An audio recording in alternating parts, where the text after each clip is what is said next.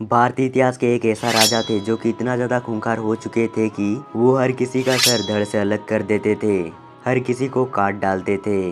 दरअसल दोस्तों हम बात कर रहे हैं सम्राटों का सम्राट अशोक सम्राट का। वो अपने पिता बिंदुसार के 100 पुत्रों में से एक थे। उनकी माता का नाम धर्मा के रूप में दिया गया है। सम्राट अशोक भारतीय इतिहास के एक ऐसा महान शासक थे जिसकी तुलना विश्व में किसी से नहीं किया जा सकता है। वह भारत में मौर्य साम्राज्य के तीसरे शासक थे जिन्होंने 269 ईसा पूर्व से लेकर 232 ईसा पूर्व तक भारत के लगभग सभी महाद्वीपों पर शासन किया था।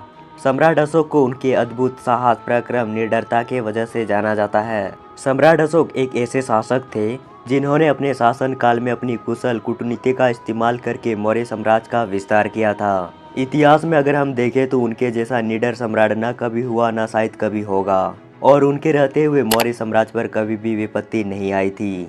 फिर एक ऐसा दौर आया जिसमें सबको हिलाकर रख दिया, जो तकरीबन 261 ईसा पूर्व में भारतीय इतिहास के सबसे शक्तिशाली और ताकतवर योद्धा सम्राट अशोक ने अपने मौर्य साम्राज्य के विस्तार करने के लिए कलिंग राज पर आक्रमण कर दिया और इसके खिलाफ युद्ध की घोषणा भी कर दिया। इस भीषण युद्ध में करीब 1 लाख लोगों की बेरहमी से हत्या कर दी गई और मरने वालों में सबसे ज्यादा संख्या सैनिकों की थी, और इसके साथ ही युद्ध में करीब 1.5 लाख लोग बुरी तरह से घायल हो गए थे।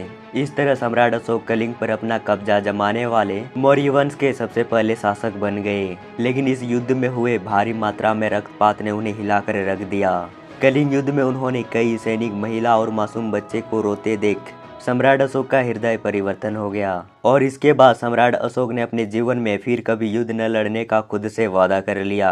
और 263 ईसा पूर्व में मौर्य वंश के शासक सम्राट अशोक ने धर्म का परिवर्तन का मन बना लिया और शांति और अहिंसा का मार्ग पर चलना शुरू कर दिया। और दोस्तों अगर आपने अभी तक वीडियो को लाइक नहीं किया तो फटाफट से वीडियो को लाइक एंड चैनल को भी सब्सक्राइब करना ना भूलिएगा।